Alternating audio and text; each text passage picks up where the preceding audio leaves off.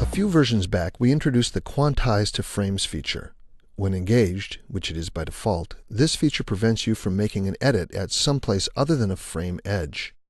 Editing off the frame edge can cause unexpected results in your video tracks. Quantizing affects several edits, such as moving a video event, trimming the edge of an event, and so on. To see it in action, open the file envelopeediting.veg from the companion disk. You don't really notice the Quantize to Frame feature unless you're zoomed far into a project. So click to place the cursor at the end of the last event in track 1. Use your mouse wheel or up arrow key to zoom into your project. Keep zooming so that you can see individual frames identified on your project time ruler. Now trim the right edge of the video event in track 1 to the left.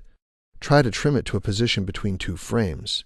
Notice that no matter where you release the mouse, the edge of the event jumps to the nearest frame boundary, thus ensuring that all your video edits happen on a frame boundary. Of course, you notice that, as usual, as you edit the video event, the grouped audio event from the same clip is simultaneously edited. In other words, your audio event is quantized to the nearest frame boundary. But there are times when you don't need or want your audio events quantized like this.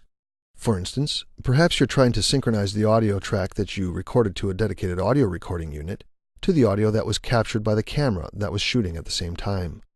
If the audio event is constantly quantized to the nearest frame, you might be able to get close to properly syncing the 2 audio files, but quantization might prevent you from being exact.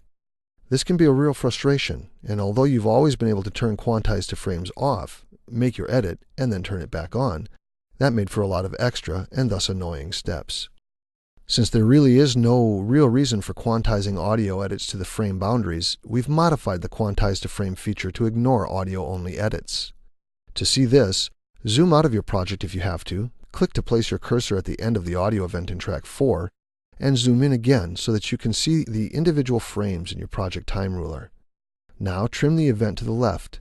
Notice that since this edit affects just an audio event, you can trim it to any exact location you want to, regardless of whether the location sits in a frame boundary or not.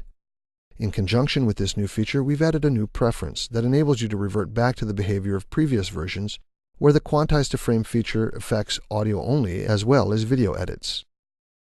If you want to revert to that behavior, choose Options, Preferences, and click the Editing tab. Deselect the Do Not Quantize to Frame for Audio Only Edits checkbox. Click OK. Now make another edit to the audio event, and you see that the Quantize to Frame feature affects your audio edit, just as in previous versions of the software. Once you're done experimenting, open the Preferences dialog box again, select the Do Not Quantize to Frames for Audio Only Edits checkbox, and click OK.